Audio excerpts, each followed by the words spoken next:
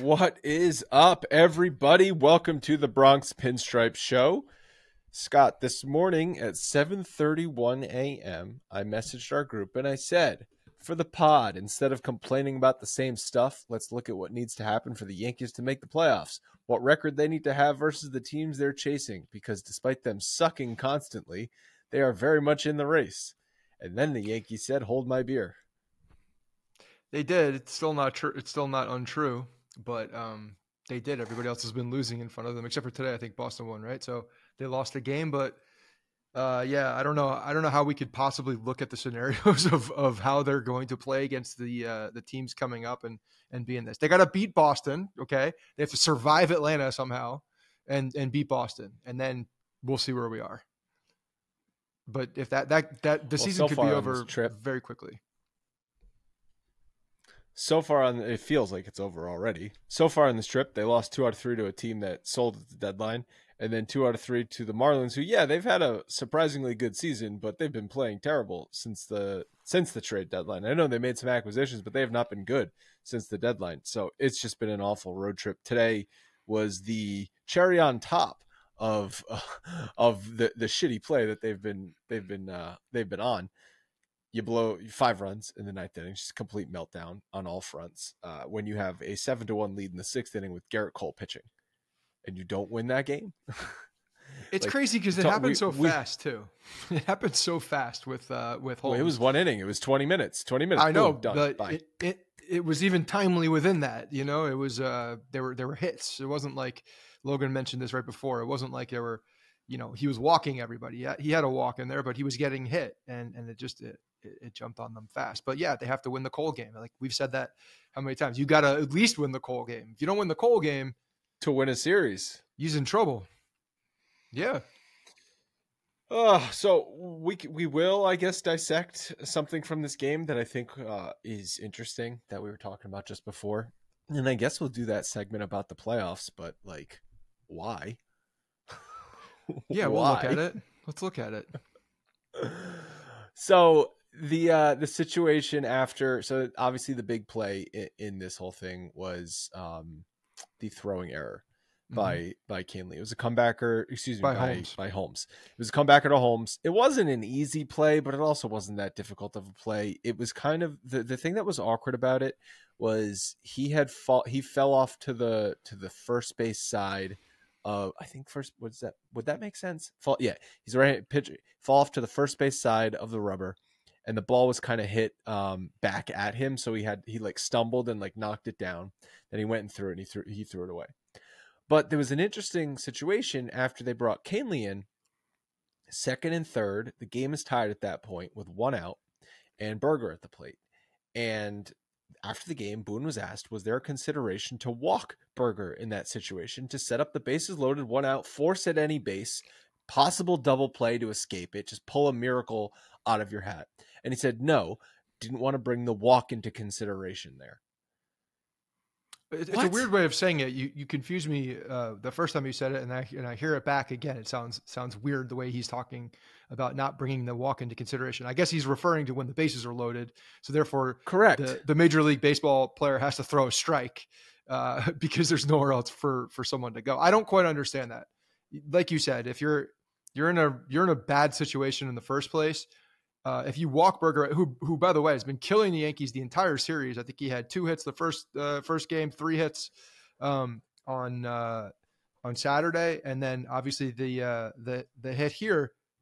Walk him, put him on first base, take your shot the other place because you have multiple options, and yeah, he didn't do that. I mean, honestly, it's like one of those simple baseball things as a manager. It's a simple thing.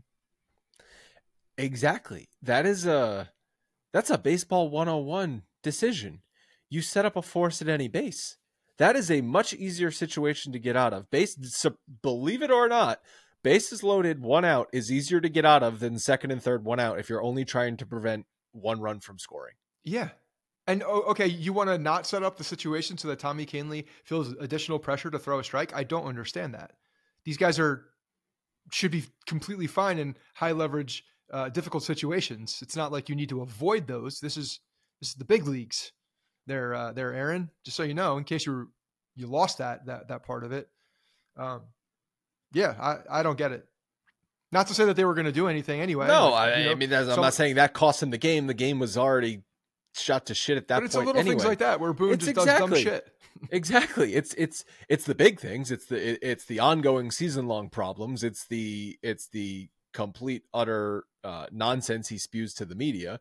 It is the fact that I think he has completely lost the team, despite what anyone on the inside says about him being a good clubhouse guy and players liking him, because the team sucks and does not play hard and does not come through. But it's also the little decisions in game that he constantly gets wrong. Yeah. I don't, no matter what way you look at it, he's terrible. That's not putting your team in a position to succeed. Whether in a difficult spot, there's a decision to be made at that point, and he made the one that didn't make any sense to anybody. It actually didn't give the team more options to get out, or give the team an opportunity to get out of the inning. It actually avoided that.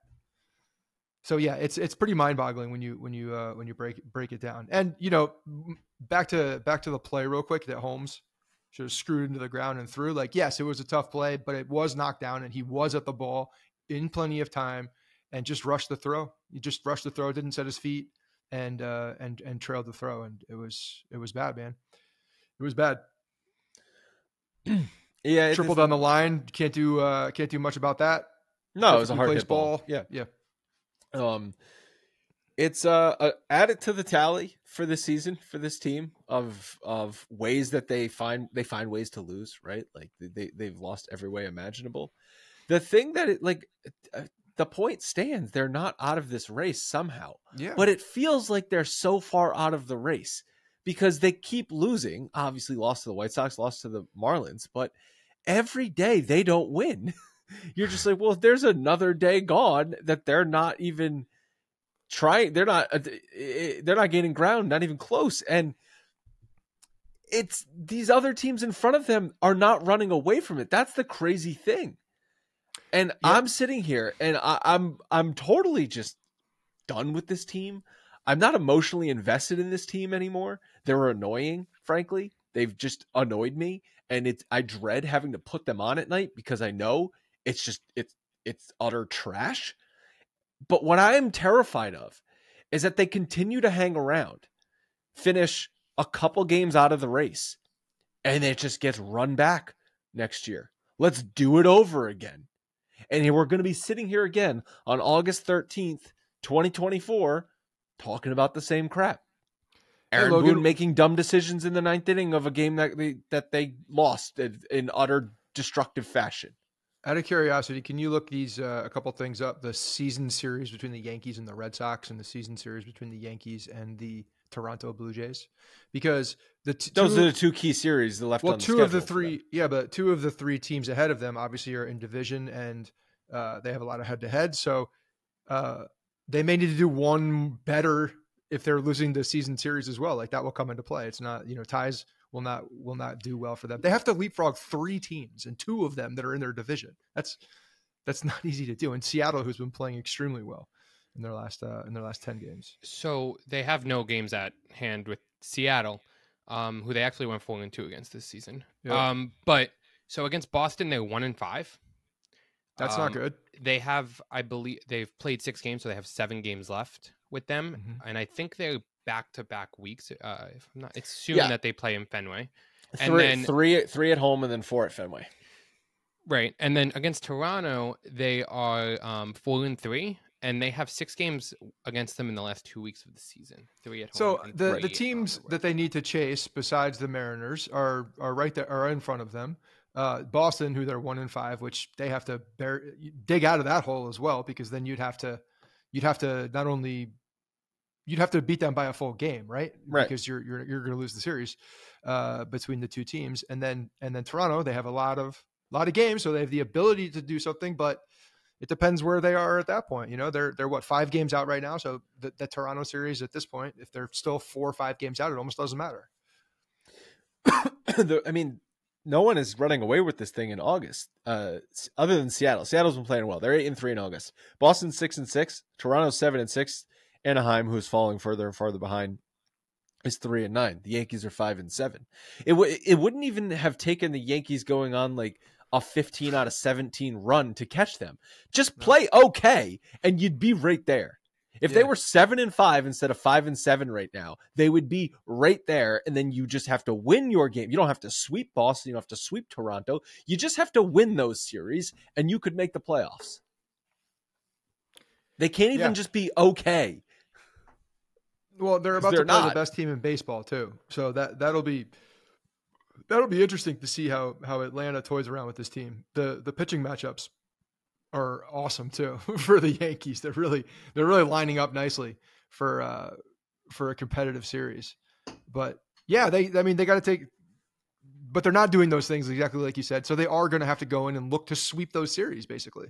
At this point, you have to. Yeah. Yes. Yeah. You not only have to sweep your games against Boston and or Toronto, you also have to win the majority of your games against other teams too. Right. With each passing day on the calendar, it gets harder and harder to leapfrog 4 teams. We're not talking about chasing down one team.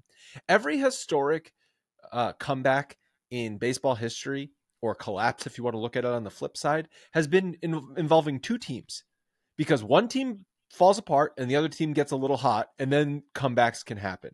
It's very rare that a team will come back from 5 having to leapfrog 4 other teams, because somebody will just be okay enough to beat you.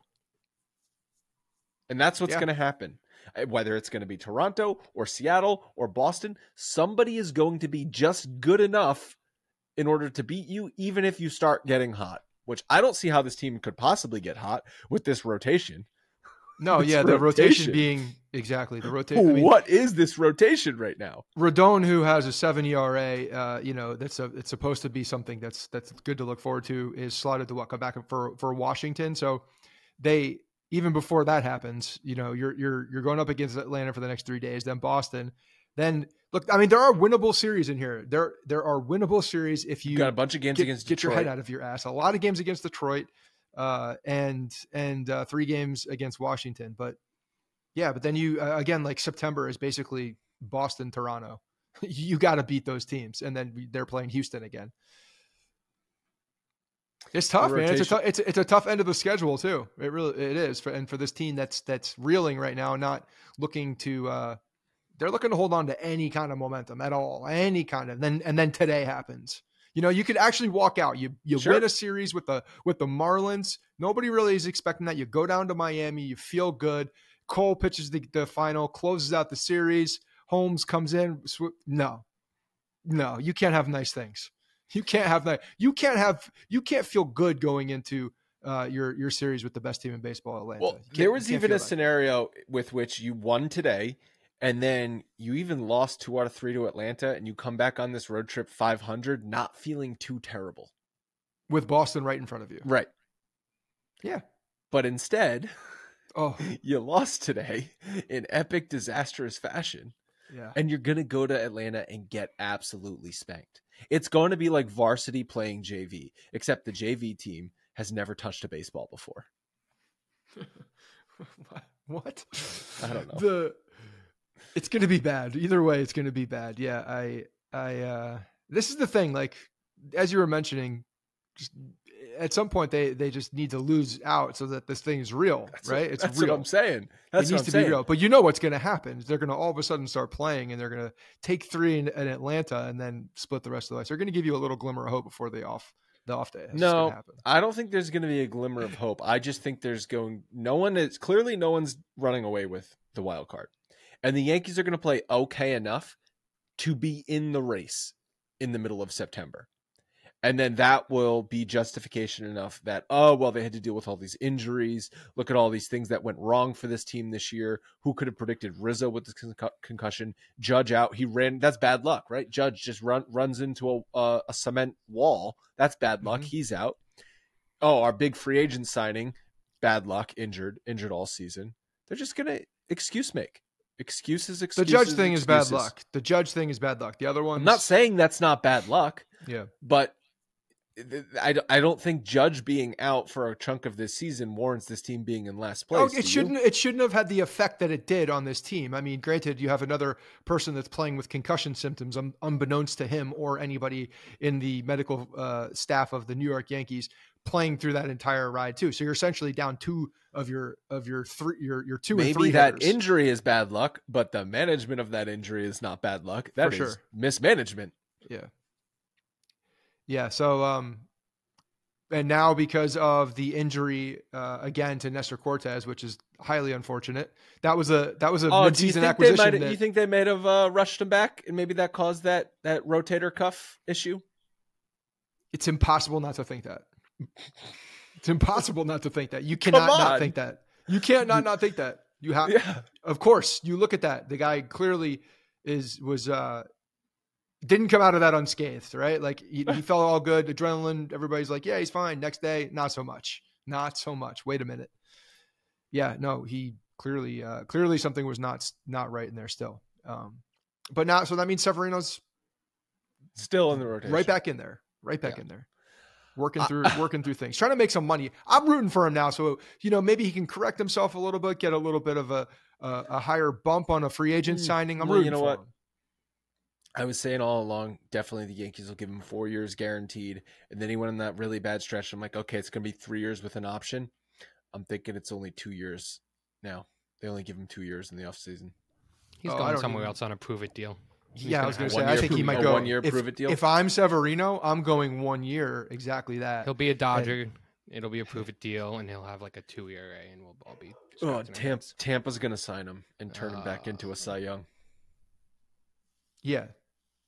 I mean, seriously, that's exactly what he's going to do. He's going to sign a 1 year deal. He's going to come out and be healthy and shove. And then he's going to get a 4 year deal after then that. The Yankees will re-sign him. Yeah.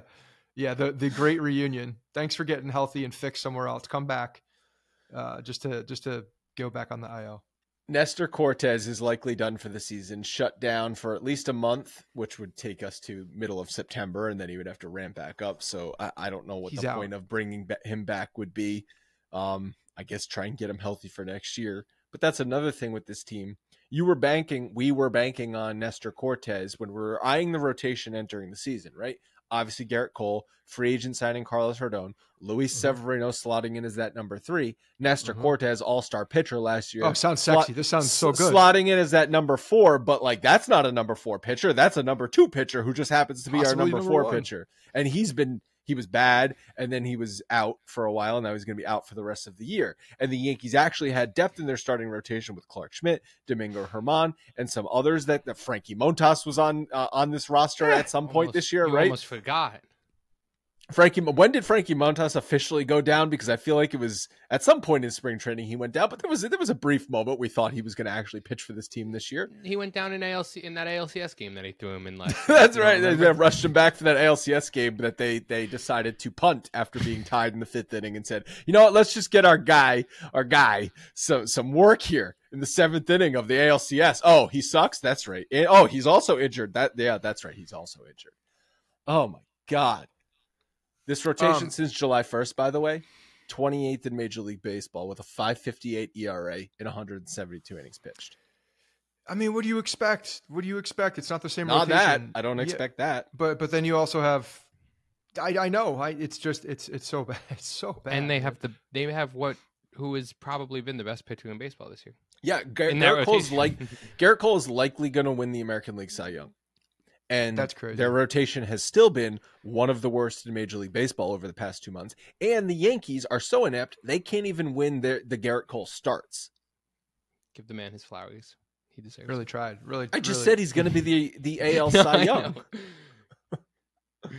There were some interesting quotes by, who was it? Kratz from the about Davey Garcia with his release, basically just calling out the Yankees ownership and Yankees, the way that they handled that kid completely. From we talked about this last episode, one of the best prospects in the number 1 Yankees prospect, pitching prospect, to coming up and doing that weird start or open, whatever the F, and then just falling off the planet and releasing him, getting absolutely nothing for him when he was in deals where you could have gotten something substantial back.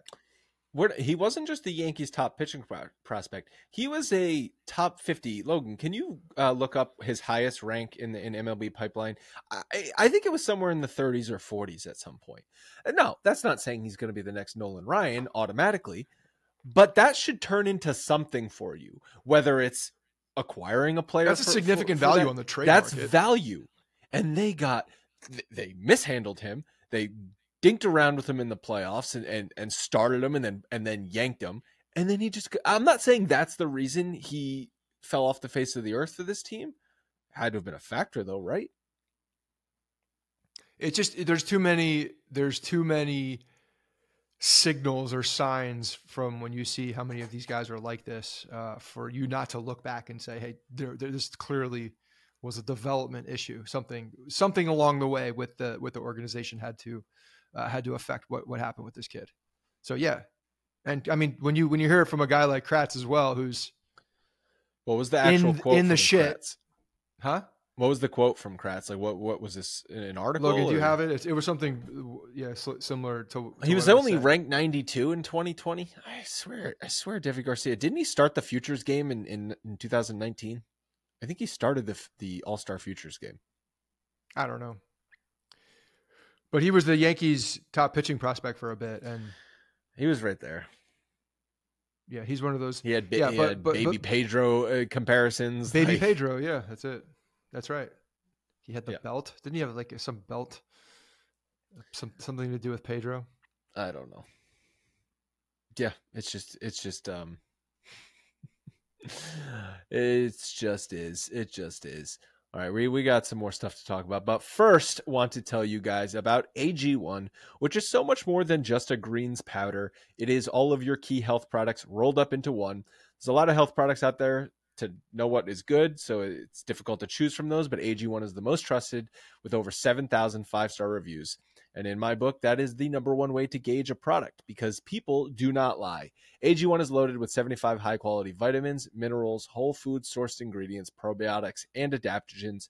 It promotes gut health with pre and probiotics, gives you better sleep quality and recovery, allows you to focus throughout the day, and not in a way that you'll crash because AG1 contains less than 1 gram of sugar, no GMOs, no chemicals, or artificial flavoring. It's also easy to build into your daily routine, and each serving costs only about $3. You can also just take it on the road with you because they got those nice travel packs, right? You got those envelopes you can just slide into a backpack if you're going to be traveling. They're perfect for Vegas. If you want to try Athletic Greens, go to drinkag1.com/pinstripes and you get a free 1-year supply of immune supporting vitamin D and 5 free travel packs. I think that's a new URL since we read this ad last. So again, drinkag1.com/pinstripes to get your deal there. So I got the quote if you want to hear it, okay? Because it's a little bit more here. And this is Kratz, is a Post article that I'm reading, but he considered himself a role model for Garcia. And quote, they didn't want to trade him because they felt like there was so much upside for him, and now he's DFA'd. They did him wrong in the organization is the sense of the coaches. They had to coach him through being a 20-year-old in the big leagues. It's a prime example of a guy they could have traded for whatever the Yankees needed. It would have been a big piece coming off the years he was having in the minor leagues. They didn't do it, and now anybody can have them. Again, a mishandling of the, a lot of it too was the quotes really directed at like when he was good, you should have gotten rid of him at that point and traded him. Because they didn't know what to do with him. They didn't know what to do with him at the end of the day. They had this goes back to the being decisive in a particular way, whether it's in game, whether it's with a roster, with a prospect. It's like they go back and forth. They're like, oh, we're going to start him. No, we're not. We're going to pull him up. No, we're not.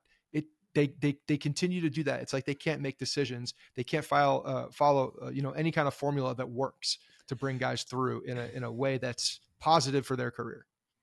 We just haven't seen it in so long. They've pretty much done that with every prospect except Anthony Volpe. Like Volpe is the only one that they were quick with bringing up, anointing, and giving him a full run this season. Everyone else has been jerked around. It's like bring them up, send him down. Well, unless you go back to the guys from 16 who came up at the second. Yeah, I'm talking about like this last wave of prospects. Call it the 2020 through now prospects. And like Pereira, what are we doing? What are we waiting for? Right. Yeah. What are we waiting for? Was that report BS or what happened there? Why is it BS? How can it be BS though? It's like it's a logical report. You know what I'm saying? Like it doesn't even have to have substance. It's just right in front of you. There's a guy who's on the top, who's a top prospect, who's mashing in AAA, ready to come up, and you have a deficiency in that exact position. So who cares who said it, what the report was? It's just right there. It's just the thing the Yankees should do. You know what I'm saying? Like, I don't care who reported it. It's just the eyes are saying that, hey, let's try to get a little juice in this team. Let's try to get a little bit of an infusion. And this guy's hitting. But I only say that because the report was stated as if it was imminent, right? Like he's coming up tomorrow type of thing. Not, it makes a ton of sense, so I'm reporting this. I get that. But at the same time, it's also right there, right? So like, it's just the Yankees being... I don't know. I don't know what it is. Is it a service time thing? Is there no? Because at this point in the season, you're not going to get enough. Yeah. The service time thing also wasn't that resolved in the latest CBA? Wasn't the service time thing sort of fixed in the last CBA? I think. I don't remember the details. No, they just did the thing where like if you win or come in second of like Rookie of the Year, like your service time gets counted. Oh yeah, they give like incentives. Incentives not to play the system as opposed to fixing the system. Yeah, classic. Yeah, it's like a top percentage of the rookies in that class. Yeah, there's something weird. Yeah, I don't know. I don't know what this team is doing because every day they roll out these lineups. The rotation is just complete in shambles. They've got these opener scenarios to try and get anything going. It's like they've given up, but I know doesn't it feel that way? Doesn't it feel like this team like is already out of the race? Like they're already mathematically eliminated. These games to me feel like it's September 17th and they're 9 games out and they can't come back. Well, again, this is so fresh because they just lost a 4-run lead in the 9th inning. If they had finished that game out, it would not just talking about today though. The whole week. Yeah. These games against the White Sox, everything. I would say that until the 9th inning of today, there was some life in this team against the Miami Marlins. There was some life. Even though they won on Friday, I think they still struck out 13 times, something like that. They'll find a way to get that number up into double digits every single game. But they were hitting. There's actually some offense that happened. And when I see that against a team that's, in a good spot in the National League or playing better than the Yankees are, that's something. But then they pulled the rug.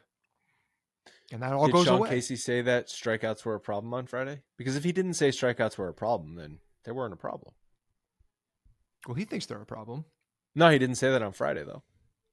What did he say? So they weren't a problem. Oh, he didn't say it. I don't know. I didn't hear him say strikeouts were a problem. So, well, that needs to be said by Sean Casey. Does Sean Casey even get an interview every single game? I'm not sure. No. I don't remember the last time I heard a hitting coach talk, to be honest, besides Sean Casey. Do you guys think they should just call up all the practice? Yes. Call up everybody. Yes. Why is Austin Wells not playing? Why not? I think at this point that it does nothing but give you an opportunity. The team currently, as it stands, is not happening. If you bring up some young guys and catch lightning in a bottle, then maybe. But you need to catch lightning in a bottle, and you're not doing it with this crowd, with this crew. You're not. I kind of think they think that they're the Yankees and they're just going to snap out of it and figure it out. Yes, I think that's how they feel in the clubhouse. I think that's how the organization feels. I think that's how Boone feels. I agree. They say over and over again, it's right in front of us. It's right in front of us. It's right in front, and it is right in front of them. But there's no urgency. So you could say that they're not good, but they're not good enough to actually take it though. That's the problem. Whether they have urgency or not, they're not good enough to take what's right in front of them. They almost think that they're entitled. Well, they've acted entitled like they are a championship caliber team since 2018, even though they haven't even been in the World Series. They've acted like that their entire time since Aaron Boone has been there. It's one thing to do that though when you're in first place or in the first wild card and then say, you know, whatever. But it's another when it's August 13th and you're 5 games out of a playoff spot. Yeah. No, I agree. They're them not acting at the deadline, not acting throughout the month of July was basically them saying, we're just going to snap out of it. That's our plan here, is everyone needs to wake up and snap out of it. That was their plan. Well, that's their only, because they're not going to make any moves. Like that has to happen or it doesn't. We're going to ride with this team. Yeah, totally. That's exactly what it is. No, Logan, you're absolutely right. They should be bringing up kids. They should be playing kids.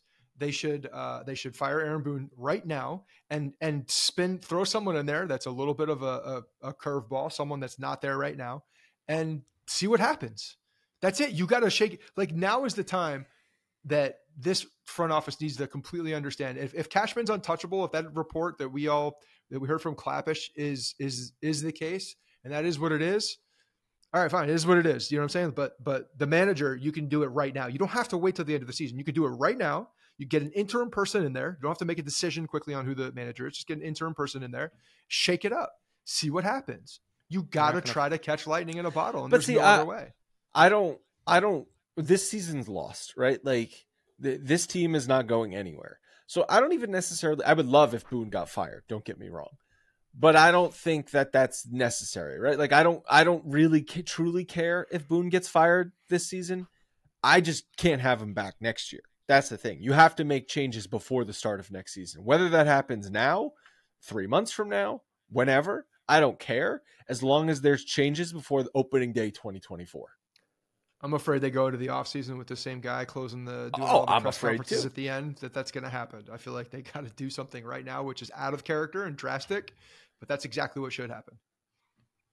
But I don't see them doing an interim guy, though. This team is not – they're not going to do an interim guy. They have like 5 – I know I said outside the dugout, but they have like, 3 other managers in that dugout? 3 other guys with managerial experience? Do you guys think, though, that they should go – like it looked like for a while the tide was turning and that there was like the change back to like the old school like – well, look at the Rangers. Like they hired Boots Bosey and they're like good. But like look at the Mets. They hired Buck Showalter and now they sucked. So like – do you think they're going to go like old school or you think they're just going to hire another Aaron Boone? Like they're not going to, I don't even think they're going to fire Aaron Boone. Honestly, I think he's I don't know. I mean, like, but we can kind of pause that conversation until something actually happens. We have a full off season to talk about all that. Or, I mean, honestly, if we get it during the season, it'd be like Christmas. That'd be great. That'd be awesome. That'd be so much fun. Just to think about someone else at the helm. If we believe history is an indication of what's to come for this team, if they do make a manager change this offseason, it will be the opposite of Aaron Boone, because every manager has been a complete opposite of them. Buck Showalter to Joe Torre, very opposites. Then to Joe Girardi, very opposite from Joe Torre, and now Boone from Joe Girardi, opposites there again. It's like Republicans, Democrats with this country.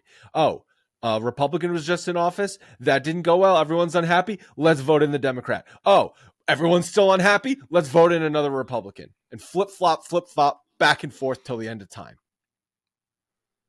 If they were to do that at this point, it would be so much egg on their face because of all of the massive changes that they've made throughout the organization to have a guy like him who's following the orders of analytics and doing all those things. If they were to make a change away from that, that's like a complete philosophical organization change at that point. And I just don't think this team has that. I don't think this franchise has that in them. It's like moving the Titanic. It takes a very long time. And even miss playoffs, last place finish, below 500 record, which is breaking the 30-year whatever streak of being above 500 for this organization. Even then, you're saying? Even then? No, I'm asking. Even if because all that happens. I think if you're looking at exactly all the things that you just said, that is all catastrophic. That is terrible. A terrible rundown you just gave. So at that point, you got to look at what the roster is, right?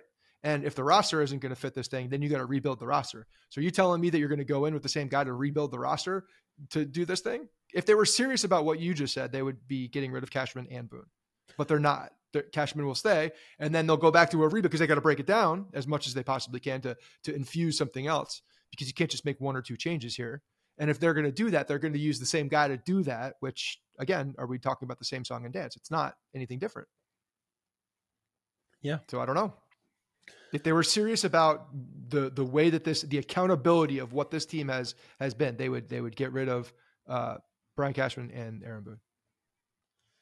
I would say 25% chance of getting rid of, seriously, 25% chance of getting rid of Boone is my feeling at this point. 0% chance of Cashman. I don't see Cashman staying.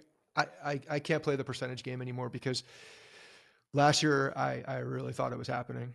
I had because it should have. Okay, we know it should have. That's the problem. Year, it's hard for me to separate what needs to happen and then what is going to happen from this team. What is going to happen? Nothing. Nothing happens. That's what happens. Nothing happens. But so what should happen? Someone needs to be in there, and I know that they brought a lot of consultants around Cashman this year as well, that were kind of came in after most of the trades and the roster had been shaped at that point. So I don't know if there's anything with that, if those guys are still hanging around, but yeah, I just don't believe it. I don't believe they're capable of doing it until I see that they're capable of doing something like that.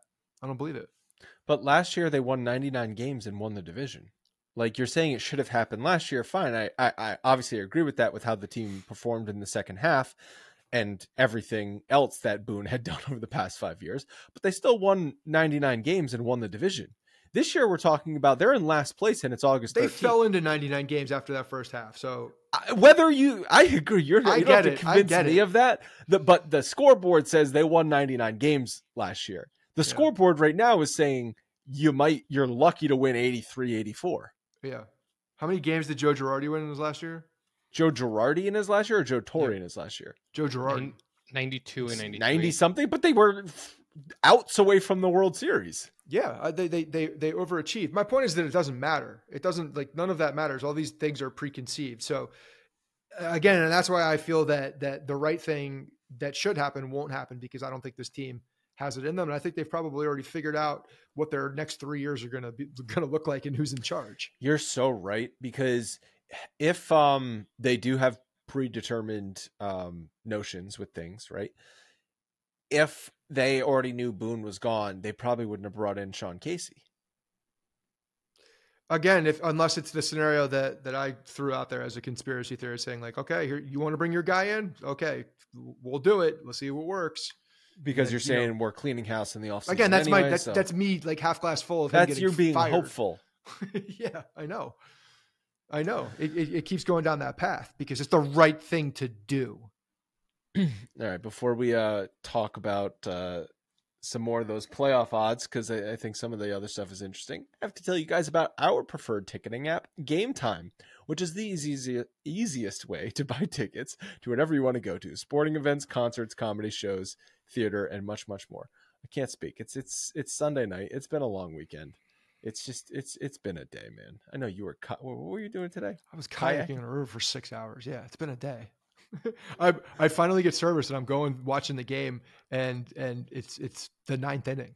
That's what I see. You got the good parts. Yeah. Kemp on the kayak, because I know he's got the arm. No, just a bunch of dudes. A bunch of dudes. Look at you. The app has a ton of cool features and is easy to use. It shows you trending tickets, what sections the best deals are in, calls out cheap options and flash deals, and much more, so you can make an informed purchase. There's also event cancellation protection, so you can buy with confidence. I like using Game Time because of the images that you get of your seats before you buy. It's also a super fast buying process. A couple taps and you're done. And then the tickets go right to your phone without having to dig through my emails to find them. Snag tickets today without stress using Game Time.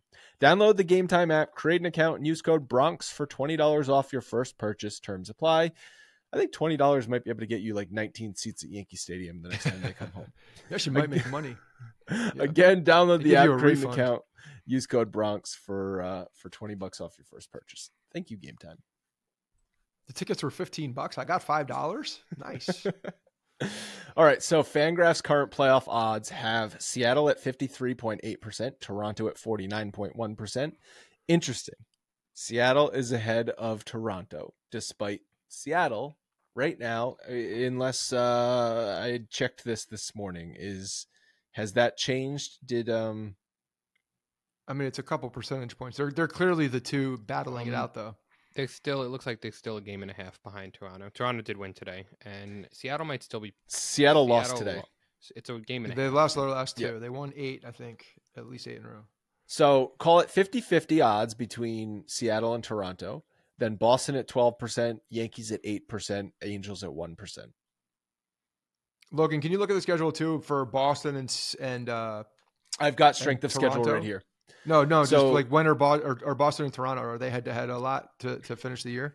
Oh, well, strength of schedule while Logan's looking that up. Yankees have a 507 winning percentage against. So basically they're playing 500 teams from here on out. Boston, tough schedule, 537. Angels, 506. Toronto, 497. Seattle, 477. So I think the fact that Seattle is playing a 477 winning percentage against factors into why their playoff odds are higher, obviously. And Boston has a bunch of games against the Yankees, so if they take care of business there, it kind of doesn't matter for them. They're just fighting Seattle Well, and Toronto. and Toronto. Yeah. All right. It's sad. It's sad to see when you look up and you got single digit percentages for making the playoffs. I can't imagine this team misses the playoffs, finishes in last place, whether they're going to finish in last place. I know, but I can't imagine you finish in last place around 500. How do they answer the question about bringing the same squad and the same coaches and everything back? How do you look at people with a straight face and say, we're running this back next year? We think this is going to work next year. Yeah. Healthy. Everybody's got time to rest. I don't know.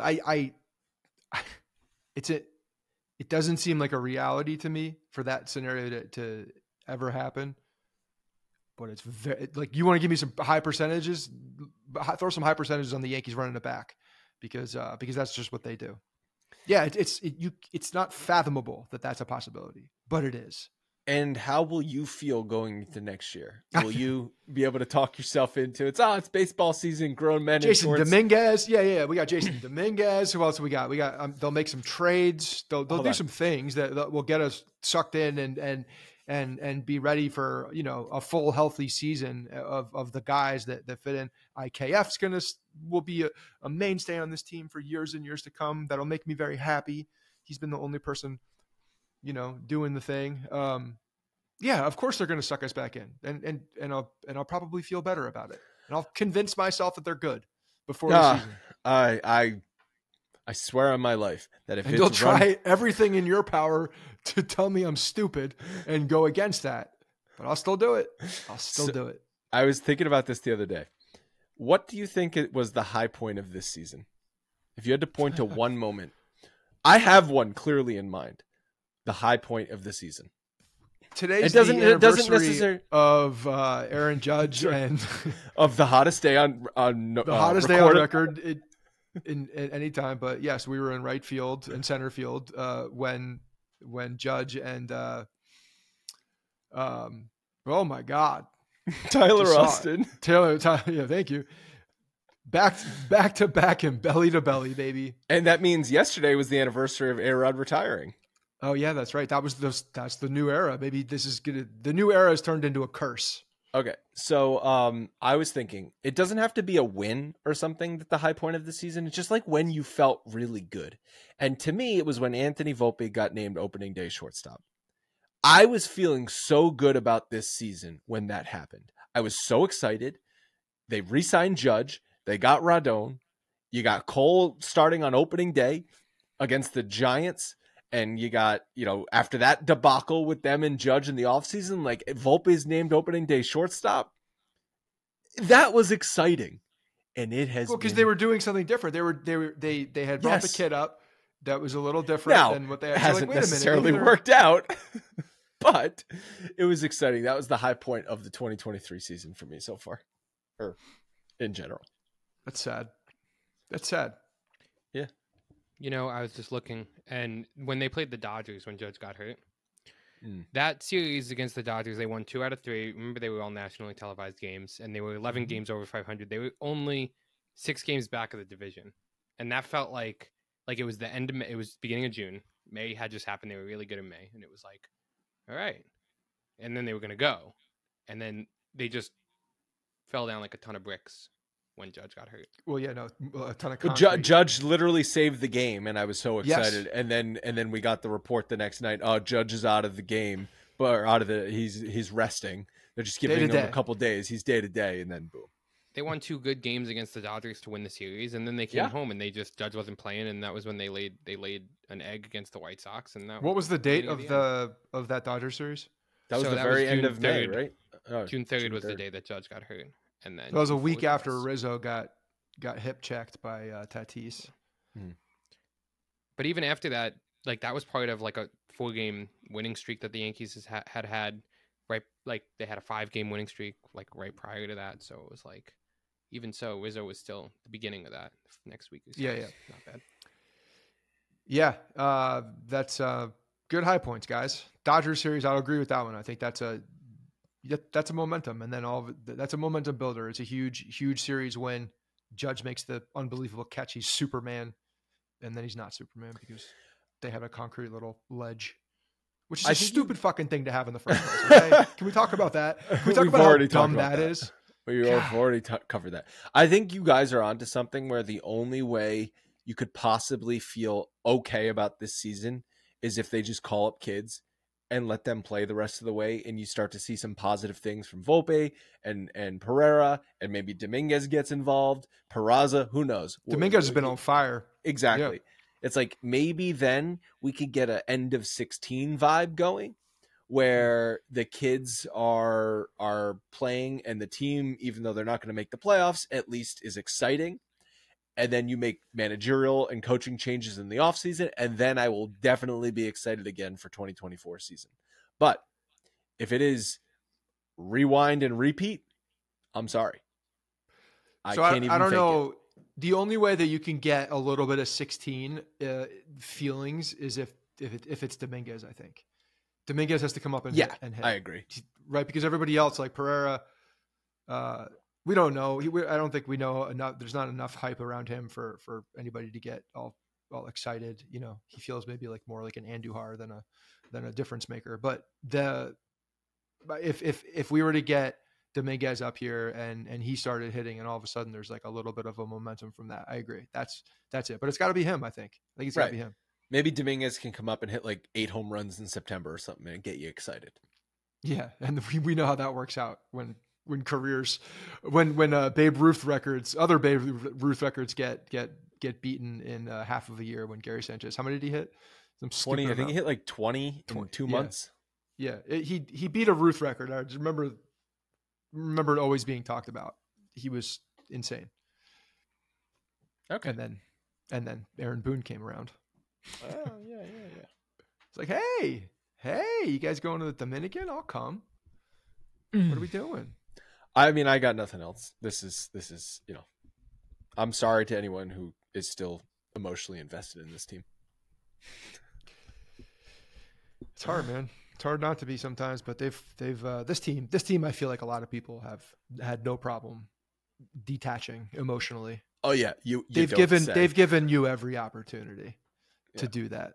And especially when you don't have Judge for, however long that was, an extended period of time, and you're just looking around and there's no one else there to get excited about. It's tough. That's a tough one. I'm looking for you get swept in Atlanta and all of a sudden you're 7-8 games back. Just sit Judge, man. Just like end his season. Don't think about some bullshit. Don't try to chase that 500 record. I don't give a rat's ass about that. I don't care if the Yankees are over 500 and that streak goes away. You rest Aaron Judge and you put him in a place where he cannot hurt himself on the field. God, what were the odds of the Yankees finishing below 500 this year? You could probably have gotten some insane odds on that. What about last place? Talk about shorting a stock. Last place, yeah. Damn.